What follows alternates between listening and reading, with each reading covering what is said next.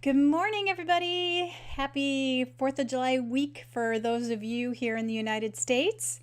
And for everyone else, well, just welcome. Happy to have you here. We are going to do another live stream of You Be the Behavior Consultant. And this week we are talking about contrived versus naturally existing reinforcement. And this is another one of those, woo, deep topics. There's so much to discuss and unpack here. So Al's here, yay! So we are going to get into it because it's such a good topic, so much. All right, so what are we doing here? We are doing You Be the Behavior Consultant, the live stream we do every Monday at 11 a.m. Central Time. And how does it work? I present a topic for discussion. Alex is here, yay! And we are going to discuss, like I said, contrived reinforcement versus naturally existing reinforcement. And I got some videos for you, everybody, to get us thinking. And even as I was looking over the videos this morning, I was still scratching my head about a few things. So I'm really going to need you guys this week to help me dig into this topic deeper. I think it's that challenge of the fact that, behavior isn't sort of like you can't compartmentalize it. You can't just go, oh, there's behavior. It's just sort of this flowing stream. And that's what makes this a little bit challenging topic, as you will see as we get into it. And so we're going to explore this together, and then I'll recap what we've discussed. I have a feeling this is another one of those topics that we could just keep talking about forever and ever and ever. So those of you that are members, remember we have a Tower Talk every other week, not this week. So next week, this might be another one of those discussions that we'll want to continue next week. All right, so let's get into it. We are going to talk about contrived versus naturally existing reinforcement. And you can also talk about punishment in this way too. Oh, Adrian, I've been wondering where you've been. We've been missing you. I thought you'd given up on me. I'm so glad you're back. All right, so we are going to talk about, like I said, contrived versus naturally existing reinforcement. So we got to get into what that means. Of course, we have to have a few definitions here. So if anybody is feeling brave, as always, I always give you all a chance to get into the discussions here. If you feel comfortable, go ahead and throw it in the chat there, what you think might be the difference between contrived reinforcers or reinforcement. What's the difference? What is involved that makes it a contrived reinforcer or reinforcement versus naturally existing reinforcement? And then we'll get into whether we think there's, good things or bad things about either one of them. All right, so Al's got some things. Natural reinforcers are events that sort of spontaneously follow the behavior, and contrived reinforcers are events that are provided by someone for the purpose of modifying the behavior. Well, there you go. You're right on there, Al. Yeah, we don't have to spend a whole lot of time on the definitions here, to be honest, because there's really just kind of one really key thing that makes contrived different from naturally existing reinforcers, and that is the person, that there's a person involved, or somebody else is setting up that environment. So Adrian says Adrian adds something in the environment that reinforces the behavior, finding food in a nut or a plant or a flower. Yeah, so the animal kind of naturally discovers it versus the person said, here you go, I'm giving it to you. Or I discovered it for you. I like that. Yeah, you guys are right. You're right on. It's really just about that. Yes, contrived. We provide the reinforcer. Yeah, you guys are so good. And I don't have a problem with us kind of getting straight to the definition here, because we've got a lot more to cover on this topic this week. And so I don't want to spend a whole lot of time on the definition. I think what's going to be really interesting to getting into is this whole idea is if it's if it's bad, if contrived is bad, if natural is good, or some other questions that I've got here. So let me just put up a couple definitions here real quick. So here's kind of the fancy definition that comes from sort of the Bible of behavior analysis for anyone who wants to study it. Adrian says punishers are similar. Birds learn to fly and land after a crash landing a few times. So that would be a naturally occurring punishment contingency, right? Naturally existing one. So, and this ties in with our definitions here, as you can see with the contrived contingency, any contingency of reinforcement or punishment designed and implemented by the practitioner to achieve the acquisition, maintenance, or generalization of a targeted behavior change. And one of the things I want to point out in a lot of the literature, when they use the word targeted, that just means the desired behavior, versus where we use the word targeting in animal training, it has a very specific meaning, maybe, which usually is about orienting a body part towards something so that we can maybe direct that body part in a specific direction. But targeting in the behavior analysis literature is the desired response. So let's go back to that naturally existing contingency.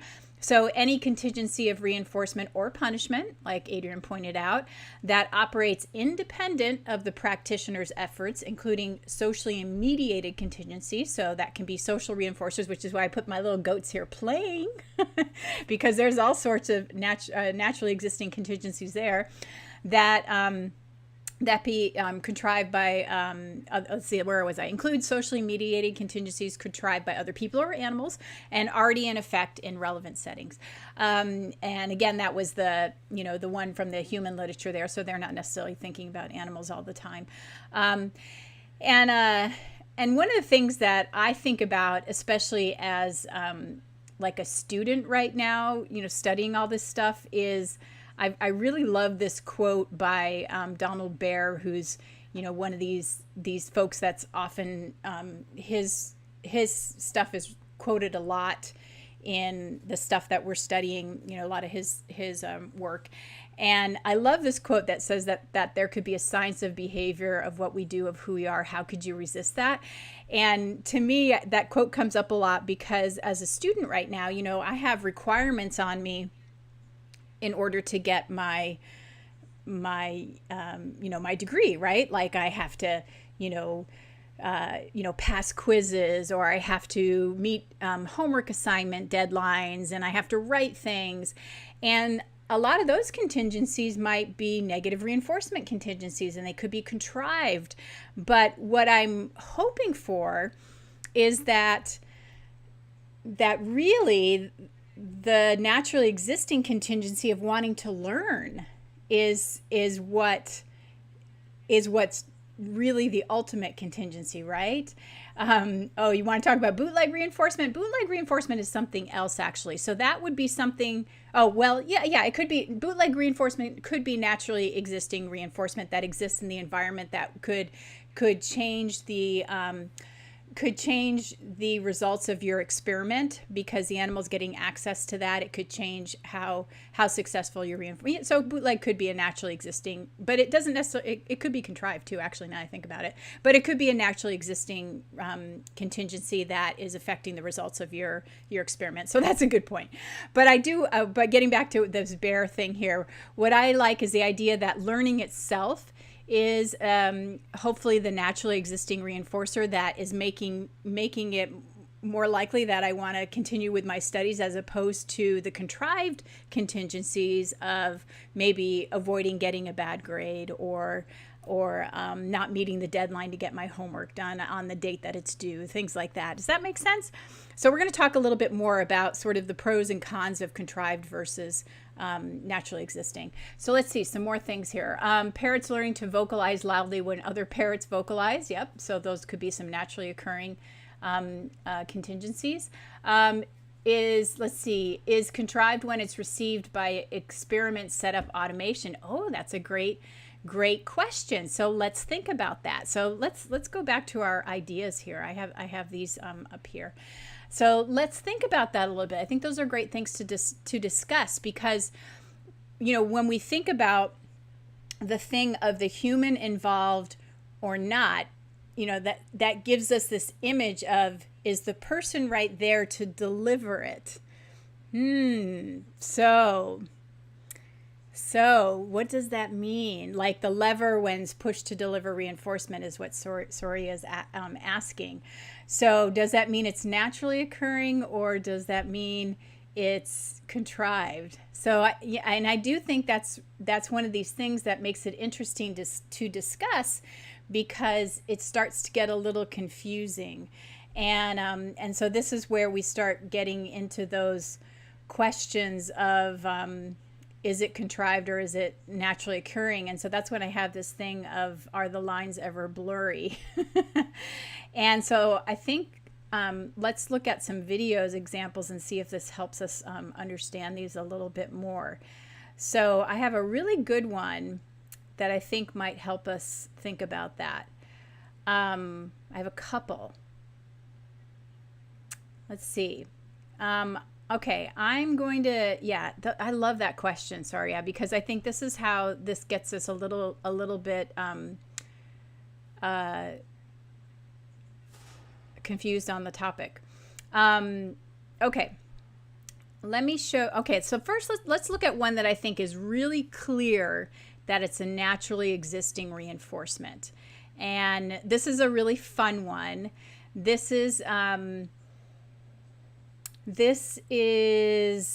when I was in Indonesia, when we were working with the orangutans out there. For some of you may not be familiar with this. So through the Oregon Zoo, we were sent to Indonesia to work with a conservation project. And one of the things they do there is they work with orphaned orangutans to release them back into the wild.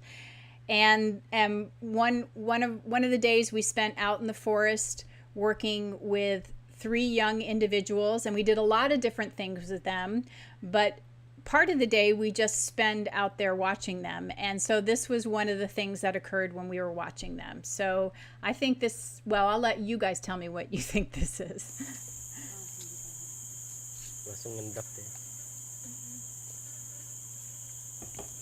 Okay.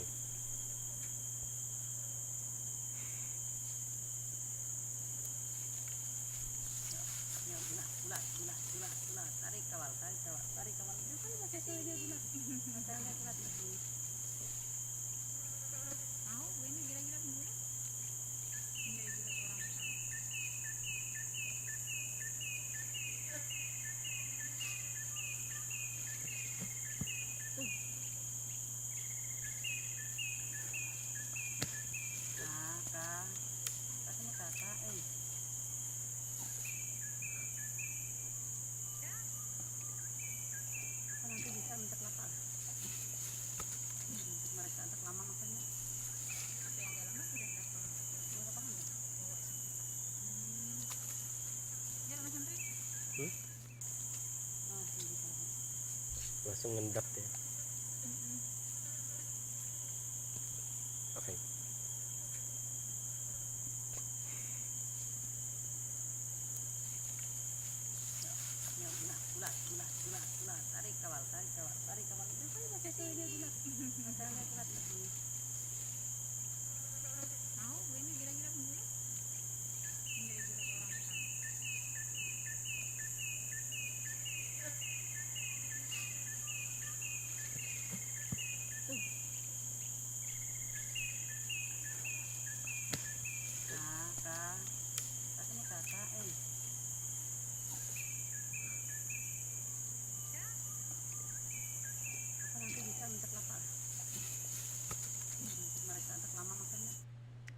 So what do you guys think about that one? And part of it is sort of saying, you know, what are the behaviors that you're looking at and what's being reinforced by what?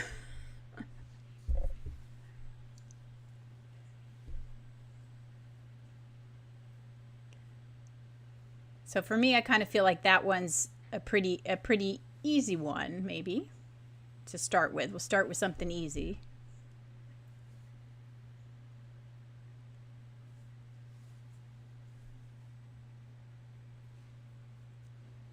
So does that one kind of feel like more like just naturally existing reinforcers and reinforcement going on there for all that play behavior, right? So all those, and again, we could break that down, right?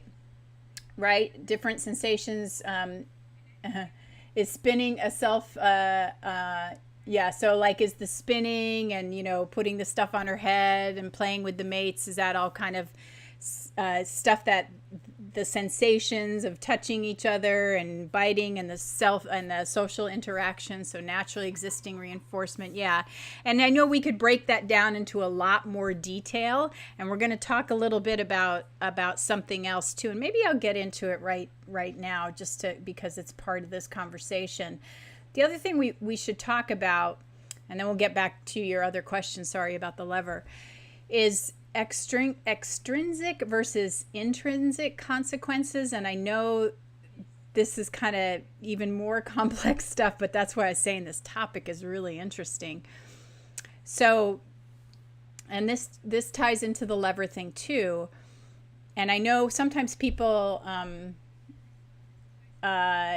the small orangutan was looking for food, but in a play way. Well, yeah, I think the small ape was, and I know you guys only are getting a small clip there. So the little one's named Oka, and the other two is Benny. The big one's Benny, and the other one was Kalanice. And the little one in the front was a female, and the other two were males. And I think she probably just didn't want to get into that because they're playing maybe a little too rough for her, and it was kind of probably wise for her to stay out of it. And so, they had all had a lot of food by that point. Food wasn't really all that important to them. And they spend the whole day in the forest, climbing and playing and doing all sorts of stuff. So I think she was just trying to kind of keep out of the way and let those boys play rough. And that playing rough, I would say, has some what we call intrinsic consequences that are changes in stimulation produced by the behavior itself. And so these naturally existing reinforcers may have qualities that are intrinsically reinforcing that we can identify. So what we look for is in that play behavior, what are some of the sensations that may have reinforcing qualities? So like the touch, the increased heart rate, the biting, what are the qualities about play that create reinforcement for the animal? So like, for those of you that have parrots, maybe your parrot likes to ring a bell and maybe it likes that sound or that rigorous shaking, or when they are shredding paper or ripping apart wood. What are the qualities of that quote play behavior that the animal that stimulation that they find reinforcing that causes them to do that behavior over and over again? So those would be the intrinsic consequences that we might be able to identify specifically about that play behavior that have reinforcing qualities. And so that's what we might think about when we're looking at behaviors like play, that we say, oh, that's what the animal says feels good or I enjoy about doing that behavior. And we might try to really look at those and identify those. Like I think about with my dog, when we go for a walk, sniffing things is, he likes to sniff things. He likes, peeing on things. He likes marking them because he's, a male. Or maybe rolling in dead things, and getting that smell all over him. Or one of the things in my backyard, you guys may recall that, digging holes was something that, was something I wanted to see if I could put in a specific area. So I thought about the quality of the dirt, the softer dirt, and, and big, deep piles of it made it more likely that he would do that behavior in certain areas. So all those specific details, if I think about those, I can increase the likelihood that those behaviors can happen in certain places.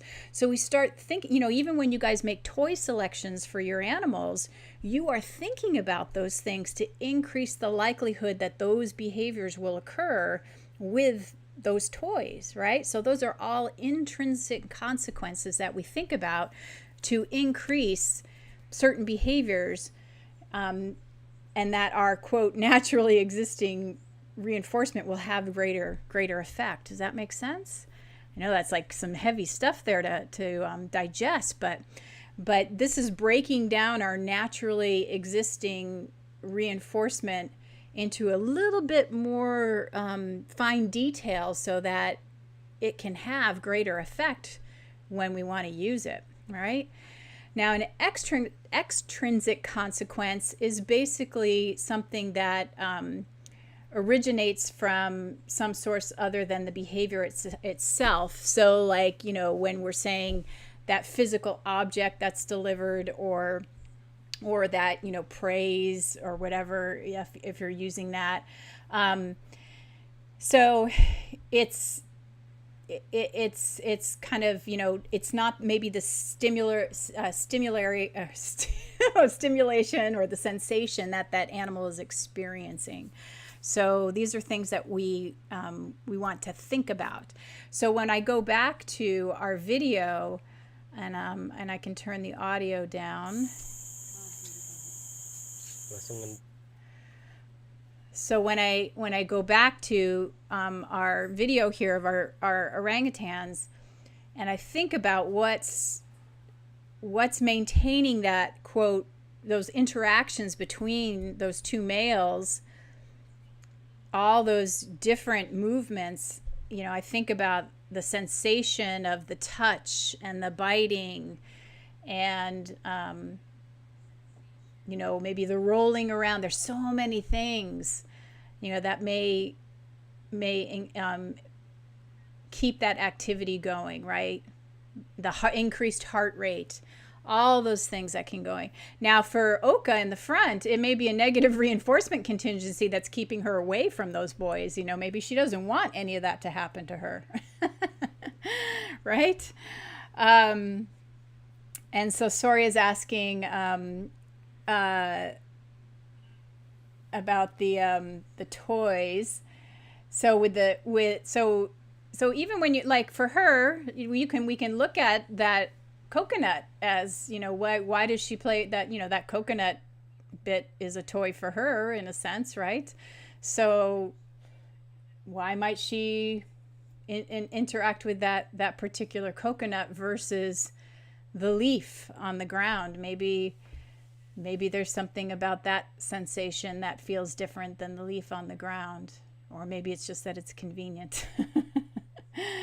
Right? So there's different things. Yeah. And the play fight, and that's one of the things, that we, there's other reasons, obviously, why the playing and the fighting occur that have to do with the fact that they're males, and when they get older, that, this may be important for them as a survival strategy, but that has to do more with ethology than necessarily just the intrinsically reinforcing or the intrinsic consequences and the naturally existing reinforcement that's occurring there, right?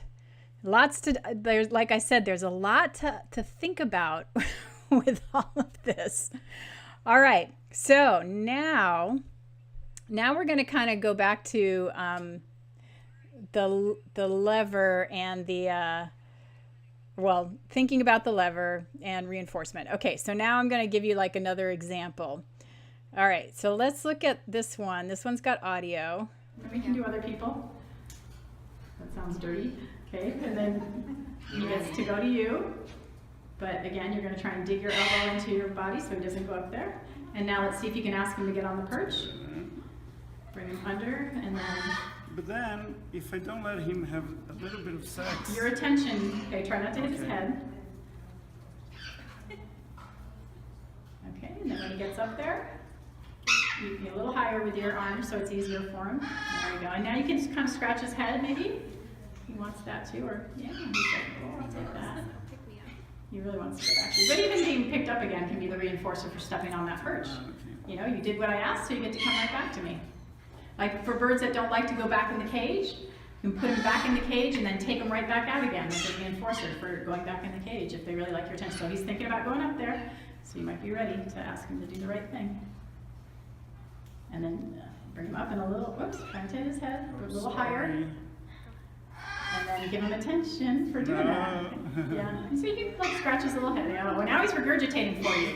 Okay. So he wants to share food with you, which is what they do when that's a sexual courtship behavior. Like, should I accept it? No. So I don't generally recommend that we have our birds in reproductive mode, but we're taking advantage of this moment right now to do some training.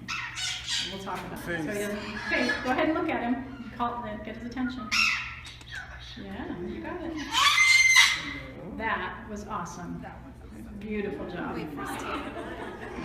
So he can lure him farther down so his tail doesn't get touched. Go see your lover. Bring your face all the way to the end here so that he can get his tail. There we go. But now I'm not going to give anything. But you're giving him FaceTime Take attention. Okay. Yeah, FaceTime. Yay. There you go. Beautiful job, you guys. That was wonderful. And we can do other people. That sounds dirty. Okay, and then he gets to go to you. But again, you're going to try and dig your elbow into your body so he doesn't go up there. And now let's see if you can ask him to get on the perch. Bring him under, and then But then, if I don't let him have a little bit of sex, your attention. Okay, try not to hit his head. Okay, I think we're just repeating now.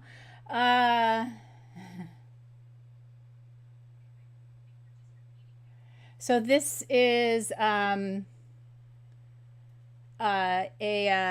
red-tailed black cockatoo, a male, for those that are not familiar with the species. Okay. All right. Some people are helping explain what we've got here. Yeah. And so this was at a workshop for veterinarians that we did in Las Vegas. Yeah, that's what that was. And so what you're seeing is basically that the bird was, one thing we see with parrots for people that are unfamiliar with them is sometimes they just see somebody and they immediately go, oh, you're my preferred companion. And they just, and this bird had never met him before and just decided, oh, I like him. Yeah. And this, again, these are these workshops that, whatever the people have there is what's there. And so we just have to work with whatever's there. And so it may not be the perfect setup or so we just make do. And it's a lot of quick, adaptation, we adapt at the moment to make things work. And, and so what we saw is that this bird showed an affinity for this particular person. And so, when that happens, food is not the preferred reinforcer. That person's companionship is the preferred reinforcer. And so that's what we use to get desired responses. And that's what you're seeing in this video clip, is that we are using access to this person as a way to get behavior. And so when the bird doesn't want to leave him, we say, okay, we're going to have the bird step towards him as a way to get the bird onto the perch. And also, the reason these people are here, these people are learning how to interact with parrots. So they're also practicing their skills at handling birds. So so some of them may not be as comfortable working with birds as some of you may be. So they're practicing their skills as well. And so that's why they're getting instruction on how to do that. And the other thing that we're also practicing here is how do you get a bird to go into a crate that may not want to leave a person. And so that's also what you're seeing in this video clip in here. And so we're taking advantage of the fact that the bird will walk towards this preferred person that it's decided is its favorite person. But so that's the explanation on the video there.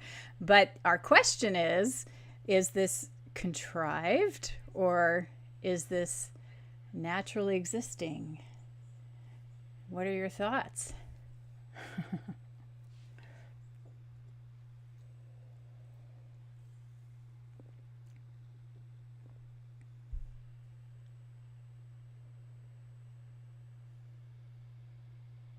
Yes, and saying how rare this species is. Yes, it is an extremely rare species here in the United States and also in Brazil, says Soria. Yeah, it's true. Very rare.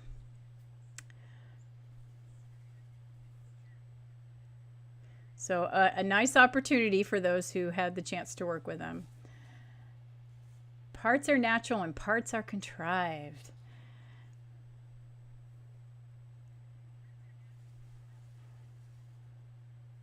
Yeah, it's interesting to think about, isn't it?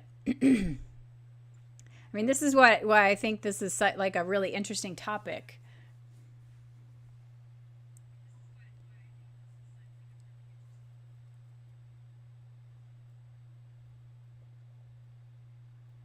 And I think this also is why that part about intrinsic also comes into play. And if we go back to let's see if I guess it comes back to also our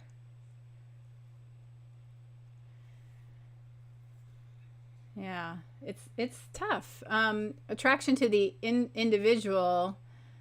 Yeah, attraction to the individual is natural. Availability of the person is contrived. We provide that availability. Yeah, I think this is the challenge, right? I mean, if we go back to this definition that, you know, contingency of reinforcement is designed and implemented by the practitioner, I would say that setup, you know, we definitely created that environment where access to that reinforcer, you know, the only way the animal is going to get access to that reinforcer is because we created that setup. So that was very much contrived, in my opinion. But yet, you know, when that animal does make contact, there is this sort of intrinsic consequence there. But that can happen with food too, right? You know, if you were to deliver food, you know, there's this intrinsic consequence there, even if it's contrived the way that it's delivered. So we have to kind of keep that in mind too. So I think a lot of that is really very, very contrived in the sense, but maybe there's an intrinsic consequence there. I mean, that might be a way to kind of wrap our brain around it a little bit. Maybe that's a way to kind of, you know, address the definition, if that makes sense. Because I think that's where our challenges come in there. It really comes down to these semantics sometimes. Like here's another one that I have a lot of bird ones this week. So like here's another example, like with this parrot.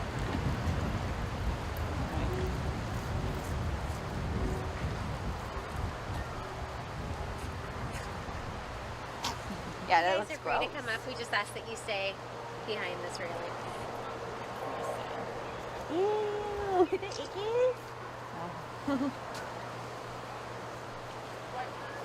And you do have kind of a natural barrier with the fence here. A little bit. It's just that for him, it's not really one. That's Because he could very easily.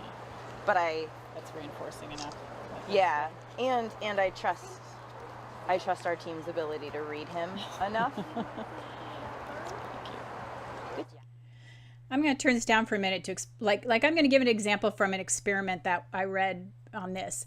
So like the experiment I think was a really great example because to me it sounded very much like you could, although I know the behavior analytic community wouldn't like this, you could interchange this for like dogs, for example.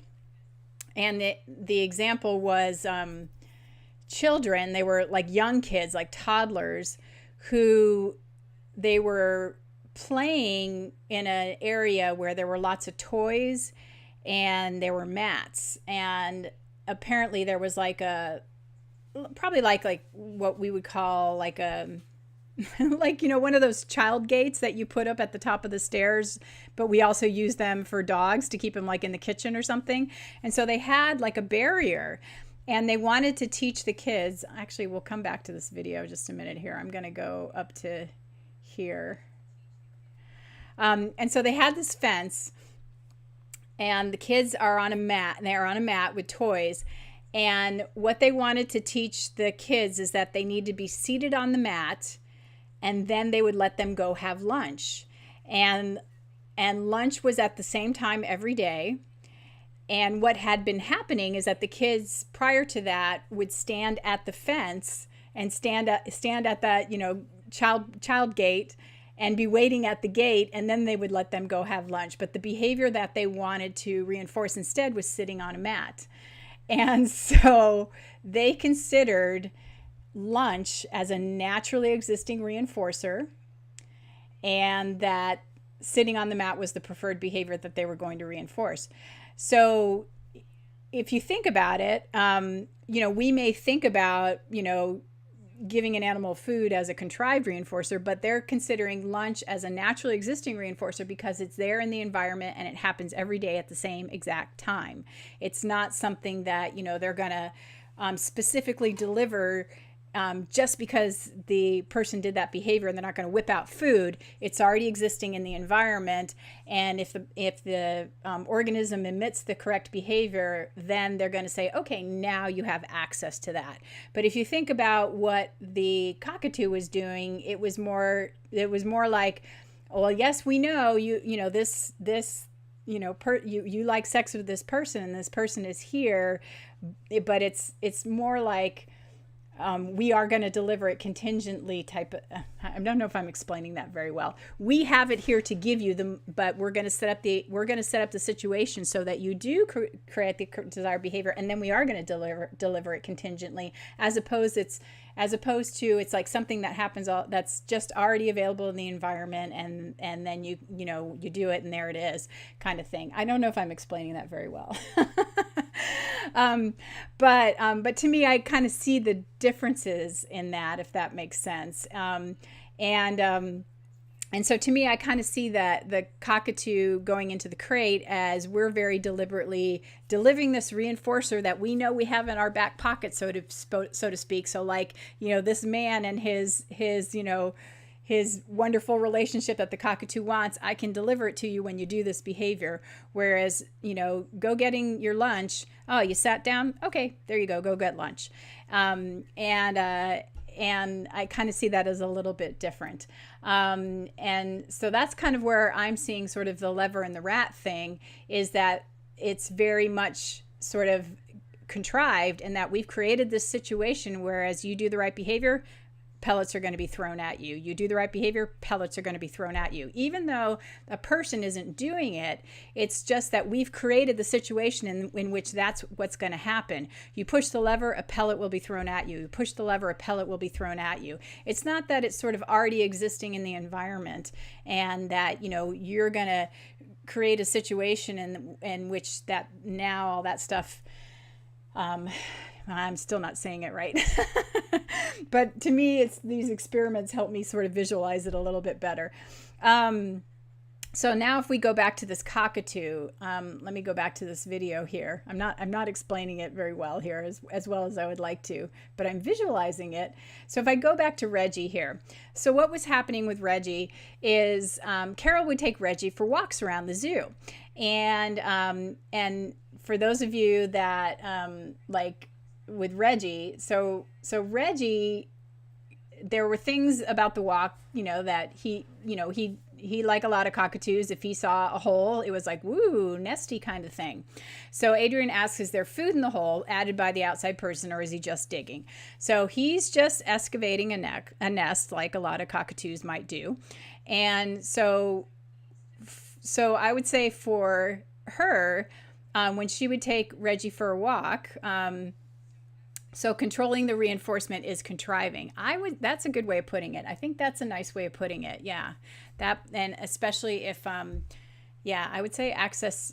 So that's a good way of putting it. I like that. So I would say that for Carol, when she is walking through the park and she brings Reggie up to this stump, her making the decision to give him access to this stump, that can be contingent on certain behavior, right? And so that can be, I'm giving you access to this thing on depending on what you do. So that could be contrived reinforcement. But then once he's there, all that digging, that is different, right? So that's where we're starting to see, now we can break it apart into something else. So now that digging behavior is being reinforced by naturally existing reinforcers, right? So now that's a different behavior that we're looking at. And that's where we start looking at those intrinsic consequences that are occurring, that are reinforcing digging behavior. So that's a different behavior that we can evaluate. Woo! Sorry about that. I hope that makes a little bit more sense. So maybe that's what a different way of looking at it. Sorry, like I said, this is really, when you really break it down, it's more complex. So let's say Reggie is on her hand and she asked him to wave, and he waved really nicely. Then she could say, okay, now I put you on the stump, and she knows he likes digging. That could be contrived reinforcement for his wave. And now the digging behavior could be getting reinforcement from naturally existing reinforcers of digging around in that, the flinging of stuff, the sensation of, I'm shredding the tree stump. Does that make more sense? Maybe I'm explaining it a little bit better now. I told you this one's tough. Okay, let's try some more. I've got some more videos here. I knew this one was going to be a tough one, even as I was making it. Okay, how about this one? So there's no audio. Now you can see there's a cockatoo in the tree, and there's another one that's going to fly to him. And I'll tell you, the cockatoo in the tree cannot fly. And the one that's flying to him enjoys his companionship.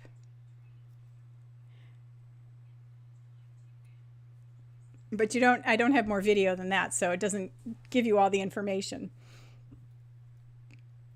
So what are your thoughts on that?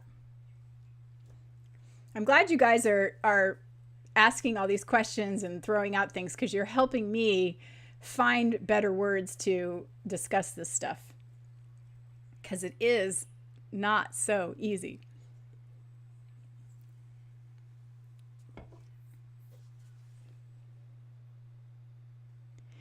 Because a lot of the things that I saw that other people had written on it were very, kind of black and white, and I don't think it's black and white. Yeah, I agree with you, Chris, that I think it is contrived in the sense that we created that situation. We knew that the companionship was important to the one flying.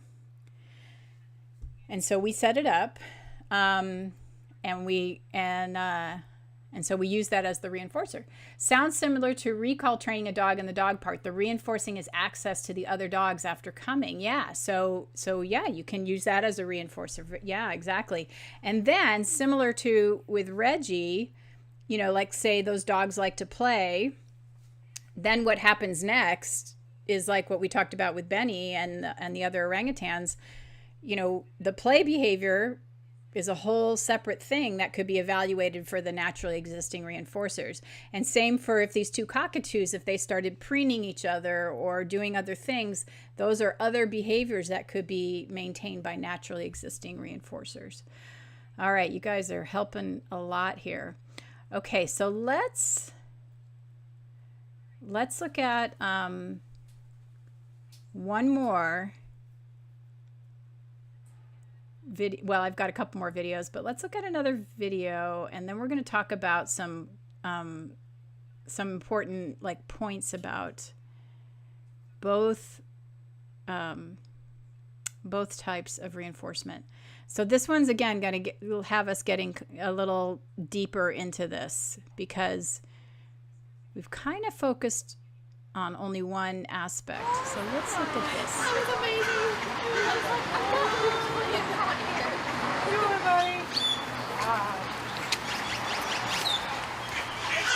The guy on the motorbike, and there's a little parrot of some kind, like a commune. Oh, I think I've seen that one. I mean, yeah.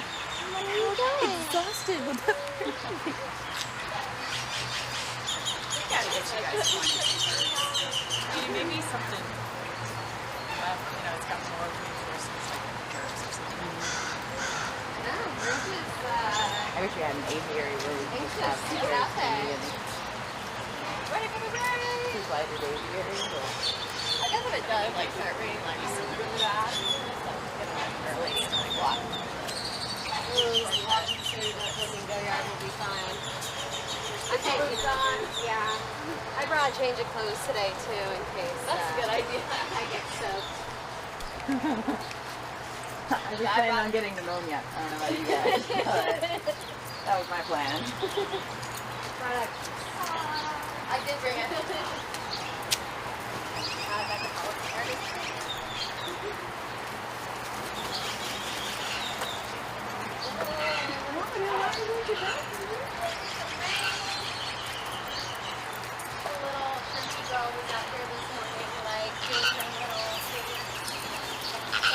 Yeah.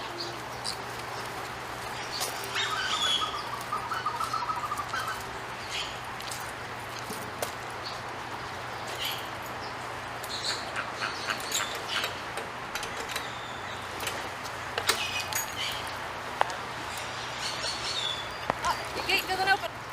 The dirt's in the way. I'm sorry, that was scary. You can do it, buddy.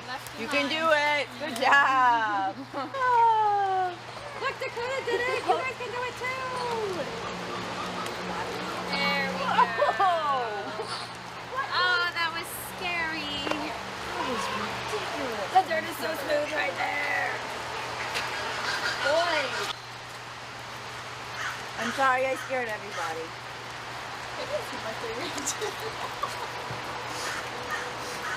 I'm sorry, I probably scared only white women. 719 to any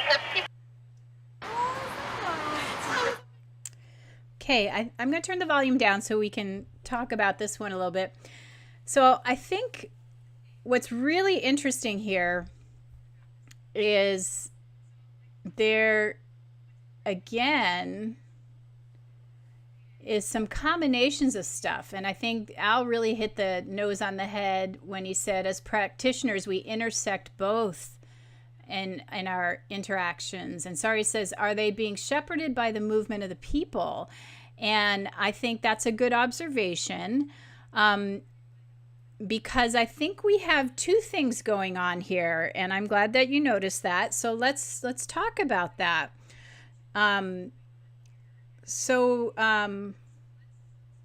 what might be some contingencies that are maintaining the behavior here? And I know, some people may not have worked with flamingos before, so you may not know their natural history. But what do you think are the contingencies that maintain this behavior? What might be contrived and what might be naturally existing contingencies that are going on here?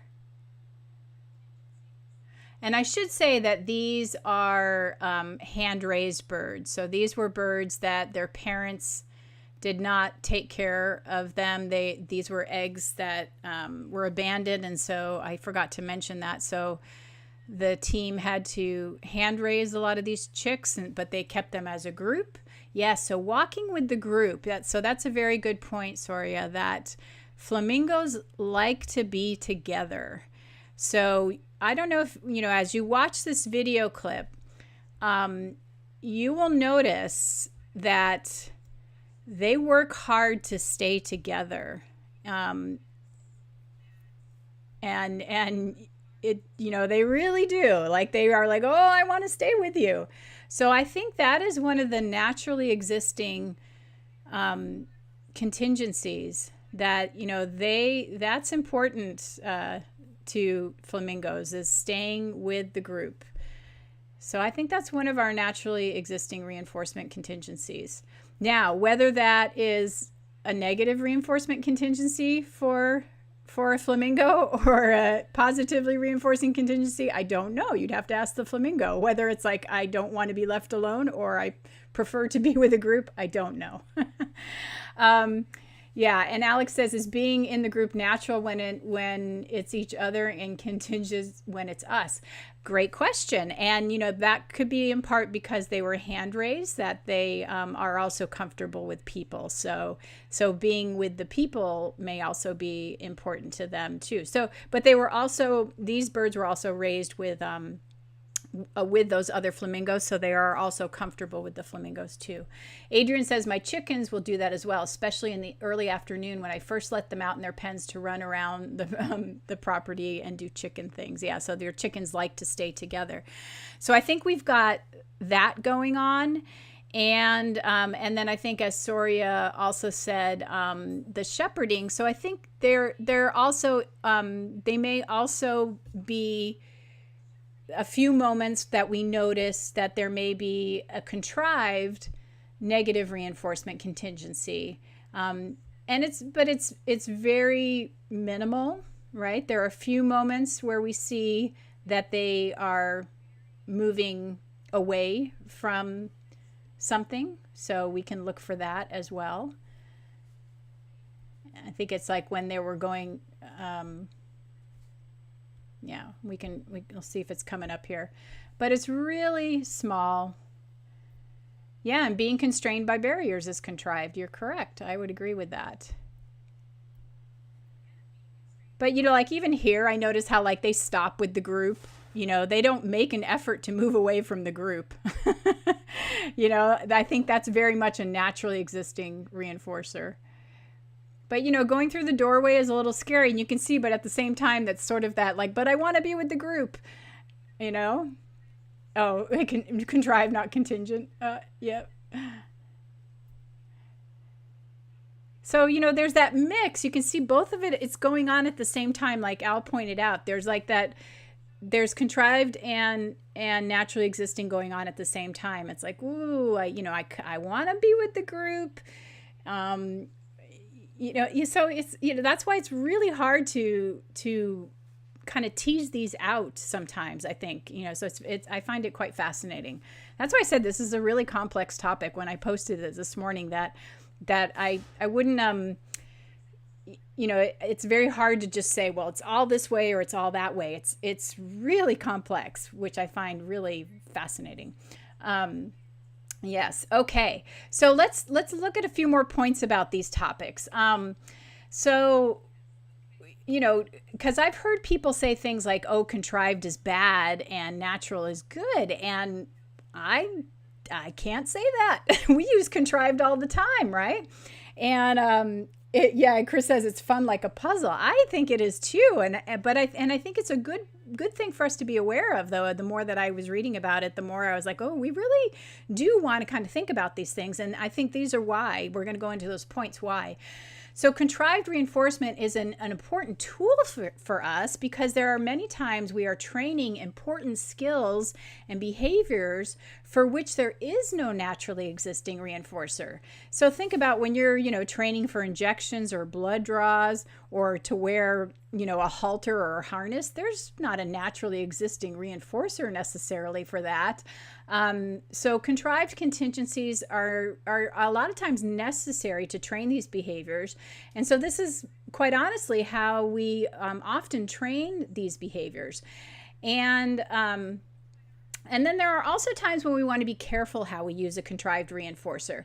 So when we talk about, in some of our applications of negative reinforcement, now, like we said, we did see some of that with the flamingos, but we also are really careful, especially like with the constructional approach, that negative reinforcement is just so, like you almost can't even tell it's occurring, that it's a very non-coercive application. But we also know that can look very, very different, especially, in those really old school traditional training techniques where people are really being heavy-handed, and we definitely don't want to go that place. And so that's the place where, in contrived punishment and contrived negative reinforcement, where it's really aversive and the animal's really going, hey, I wish that would just really, really, really, really go away. And so we definitely have to have an awareness there.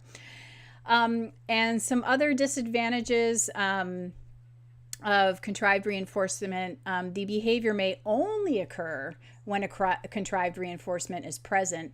But again, that's may not matter to you. Like, you know, we may not want to transition to a naturally occurring or a naturally existing reinforcer. Like, for example, you know, for training a blood draw, who cares if it's a naturally existing reinforcer? You may want to forever stay in the land of using a contrived reinforcer. So, so that may not even matter to you at all, but for some people that may be significant. Like, say, like for me, like, again, I use the example of school.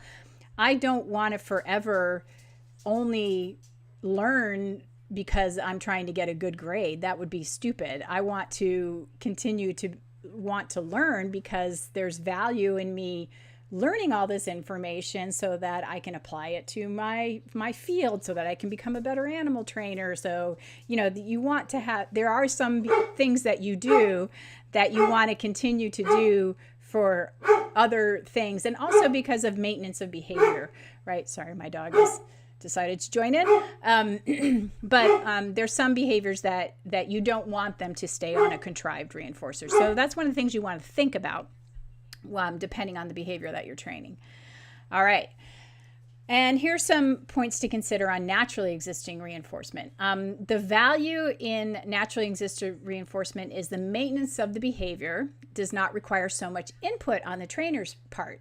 So the naturally existing reinforcer is doing their part. You don't need to be delivering the contrived reinforcers. So like I think about, you know, when I told you guys that I worked on training my dog to, he was digging holes in the backyard, and I was like, oh, I don't want him digging holes in the backyard. So I created a place where he would dig that is acceptable. And so now I don't have to monitor the backyard. He always just goes to the digging place. He doesn't, you know, dig holes. And now my holes, my places that did have holes now have grass. I don't have to monitor it anymore. He just goes to the one place where digging is acceptable, and I don't have to be out there monitoring it anymore. Yay. The other nice thing about it is access to reinforcement is immediate, and the reinforcers may always be available depending on the setting. So, like with that. So when he goes in the backyard and digs, as soon as he starts digging, it's reinforcing, right? I don't have to be there to help him out. And the naturally existing reinforcers may act as a signal, as a cue for the behavior under different conditions, which may be good or bad depending on if you want the behavior in other conditions. So so that animal. So I can give you an example of that actually with this ostrich. So that reinforcer, like the one I think about is like bathing. And so when the animal, like if it rains and you want your animal to take a bath whenever it rains, you know, it's wherever the animal is and it's raining, it might go, oh, bath time, you know, because now it's raining. But it doesn't have to be only in that specific spot where rain occurs. It can be anywhere and any time that it rains. And this kind of ties into, so with this bird, this ostrich, we wanted it to take a bath in front of people, and we had this really specific soft sand that we knew she loved, and so we put the sand on stage, and so her doing an A to B, the sand kind of became the target. You know, she'd be like, oh, there's that sand. And so she would do that. But there was no guarantee she would take a bath or not.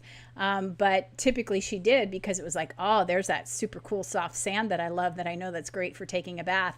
And remember when we were talking about extrinsic and intrinsic, and one of the things that I'm going to talk about here in a minute is that you can highlight the quality, and I'm going to talk about it in strategies. One of the things we can do is we can highlight the qualities that are intrinsically the intrinsic consequences, the intrinsically reinforcing consequences to kind of get that behavior happening.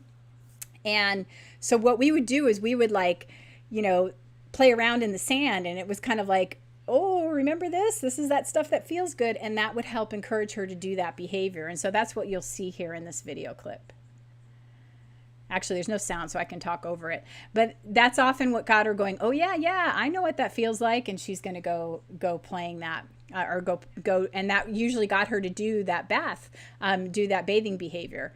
And so it was sort of, making a point of saying, remember this? And so we would get that bathing behavior on stage. But we'll talk about that in strategies in just a second here. But really, that's, it was no guarantee that she was going to do the bath, but it helped us transition to that naturally existing reinforcer, which is that sensation that she would feel when she took that bath. But it wasn't really us delivering the consequence. It was her delivering her own consequence, if that makes sense. We just created the environment in which it might happen. Okay, back to this. So other things to consider about naturally existing reinforcers. Sometimes naturally existing reinforcers can't compete with the reinforcing value of contrived reinforcers. For example, in the case of drug dependency. So, that's a challenge in the real world for humans. And the reverse can also be true, right? So those of us that work with exotics, and I'm sure those of you with parrots, I know we've experienced this story. In the case of animals, think about with animals that are in estrus. That's why I have my lions here.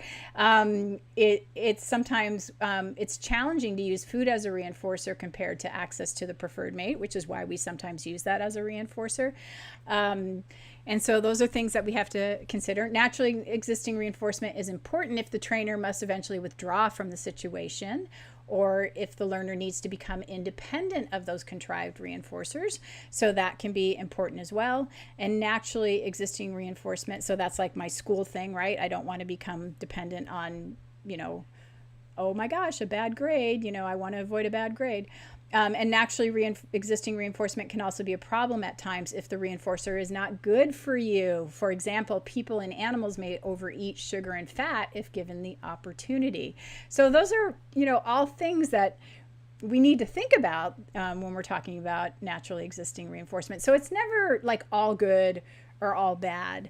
And because I did see some live stream that basically said contrived reinforcement was bad and naturally existing was good, and I'm like, yes, really, it's not black and white like that.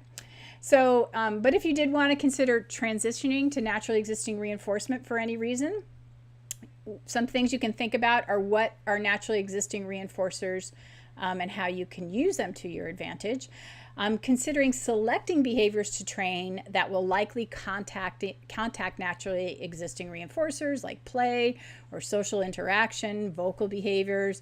I had like swimming in a pool with an otter, climbing, engaging with enrichment. In other words, a behavior that results in reinforcement for the learner. Behaviors that do not result in reinforcement will not be maintained. So, behaviors that already result in that, not contrived stuff.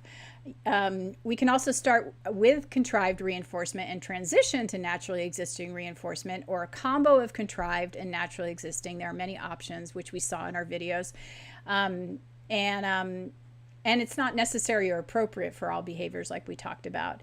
And then here's the stuff that I was talking about with the ostrich. When transitioning to naturally existing reinforcement, select intrinsic consequences to condition as natural reinforcers, those that are most relevant to that setting or environment, and then you identify what's relevant about that intrinsic consequence that can really be noticed by the learner, and then make that really, really conspicuous to the animal, which is what we were doing, like, playing in the sand. And I sometimes do that with my dog in the dirt, like I'll dig in the dirt. Or you guys might do that when you're taking your dog for a walk. You kind of like bring him to places where there's more likely to be good smells because other dogs have been there. And then when it's going around a corner, like for me, when my dog knows it's time to go home, it's like there's one corner he's like, no, I want to keep going. But that's when I use a contrived reinforcer, because it's like, no, this way, buddy. Arrange the conditions under which the intrinsic consequences occur in order to make them more easily contacted for the learner, like what we did with the ostrich. We had that, big obvious pile of sand. And again, and making the natural consequences conspicuous is one of our most important jobs. Let's see, we can observe naturally existing reinforcers and provide contrived ones as reinforcement, work them together. And that's exactly what I do, like when I'm taking my dog for a walk. All right, lots of stuff, man. And so now I'm going to try and recap them all. All right, contrived. Any contingency of reinforcement or punishment designed and implemented by the practitioner to achieve the acquisition, maintenance, or generalization of a desired behavior change. Naturally existing contingency. Any contingency of reinforcement or punishment that operates independent of the practitioner's efforts, including socially mediated contingencies contrived by other people or animals and already in effect in the relevant setting. And then we have our extrinsic consequences. So those are those consequences that originate in sources other than the behavior itself. For example, getting like praise from the trainer or something handed to the animal, some object. And then the intrinsic consequences were really talked about a lot. And that's, the stimulation that comes from the behavior itself. And that can be like, the sensation, that touch, the vocalization, the sound the toy makes, or increased heart rate, or taste, smell, all those really, really cool sensations that the animal experiences. Contrived is an important tool because many times we are training important skills for which there is no naturally occurring reinforcer. And that's a lot of our behaviors. And there are times you want to be careful about how contrived reinforcers are used, especially if you're thinking about like coercive uses of negative reinforcement or punishment. Possible disadvantages of contrived reinforcement: the behavior may only occur or not occur when contrived reinforcer is present, but that just depends on, if that's important to you, and it may not be, so you don't need to get too hung up on that. Naturally existing reinforcement. The value in naturally existing reinforcement is the behavior doesn't require input on you. It can still happen whether you're there to deliver reinforcement or not. Access to the reinforcer is reinforcement is immediate because reinforcers may always be available depending on the setting. Naturally existing reinforcers may act like an SD for the behavior under different conditions, which may be good or bad, depending on if you want that behavior or not, right? So if it's the behavior you don't want, then oops. I think about if a female goes into estrus and then suddenly, your male is acting a fool and doing behaviors you don't want, that can be a bad situation too. Sometimes naturally existing reinforcers can't compete with the reinforcing value of contrived reinforcers, and the reverse can also be true. And naturally existing reinforcement is important if the trainer must withdraw or the learner needs to become independent of those contrived reinforcers. And naturally existing reinforcement can also be a problem at times if the reinforcer is not so good for you or the animal. So we have to keep that in mind. And implementing it, if you want to implement naturally existing reinforcement, think about those naturally existing reinforcers and how you might use them to your advantage and what's already happening in the environment.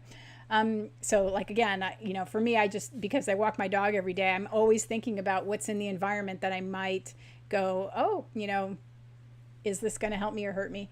Considering selecting behaviors to train that will likely contact naturally existing reinforcers. In other words, a behavior that results in reinforcement for the learner. Behaviors that do not result in reinforcement will not be maintained. We can also start with contrived reinforcement, transition to naturally existing reinforcement, or a combo of contrived and naturally existing. However, it's not necessary or appropriate for all behaviors. And when transitioning to naturally existing reinforcement, select intrinsic consequences to condition as natural reinforcers, those that are most relevant to that setting and environment. Identify that intrinsic consequence that can be really noticed by your learner and try to help make it really obvious for your animals so that they are like, oh yeah, I remember that. That feels good, or I like that thing or that sound, and I'm going to gravitate towards that. And that's going to help it more likely that your animal's going to, do that thing. And arrange the conditions under which the intrinsic consequences occur in order to make them more easily contacted for your learner. And that's an important part of our job. Whoa, so many things there, huh? There was a lot of recapping today. Like I said, this topic was just like, it could go on and on and on and on. And it is really kind of challenging to like see it in real life. There was a lot of words, but to look at video like we did today and really like dissect it, challenging stuff. So we could really go on and on about it, but at least a little introduction to it today, and maybe stuff to watch over and over again, or again, when you're out there working with your animals, really think about it and think about how it might be helpful to you at times, and potentially where you and again, like I said, it's more about like thinking about it, where it's useful to you and where it helps to break it down a little bit. That's how I think about it. I don't necessarily feel like it's really important to get every definition right, but I really felt like thinking about the intrinsic qualities was helpful to me, and some of these like strategies and points to consider about each was really helpful for me as I was exploring it a little bit more. So with that, what's coming up on the horizon? I'm almost done with a really cool podcast that I recorded with Dr. Jesus Rosales Ruiz and Mary Hunter. Again, for you behavior nerds, you are really going to like this one. We really got into some deep dives on reinforcement, and probably my favorite part of the talk was talking about counter conditioning, and again, sort of these misconceptions about what that looks like. So there's so much more to it, but give me a few more days on that, and that'll be coming out soon. And just a reminder for folks of some of the hidden gems within animaltrainingfundamentals.com. We've got all sorts of courses, but I forgot about this one. I was like looking around for stuff, and I was like, oh yeah, there's this really cool course on training non-human primates to improve animal welfare. It's got so many video clips in it. So if you're into primates, check out that one. And if you're not a member yet, you can always join. We still have plenty of room for you. Animaltrainingfundamentals.com, and use the code sunglasses to get a very cool discount. And there you go. There's your deep dive for this week. All right, and I appreciate you all being here, especially since it's been a holiday week for a lot of people, and y'all are probably getting caught up now. Cool.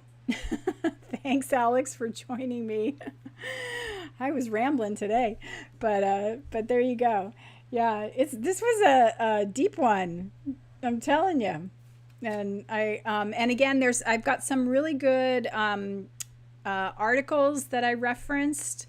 A great one by Skinner, by the way, so those of you that are members, you will get all the reference material when I post this in the membership program. So and the article on training the kids to sit on the mats versus standing up at the barrier, which really cool, really good article. And I forgot and there's one more, the one that really outlined how to transition from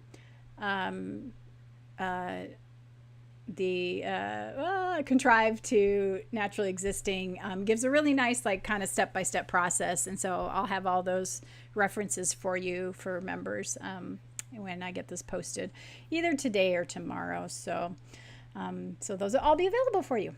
Yay. All right, guys. Well, thank you for hanging in there, and I appreciate you chatting and sharing your perspectives. This was a good one.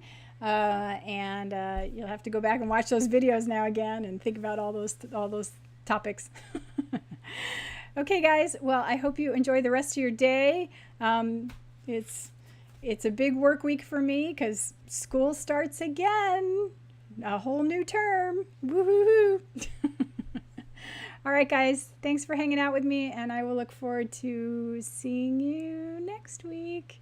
Take care.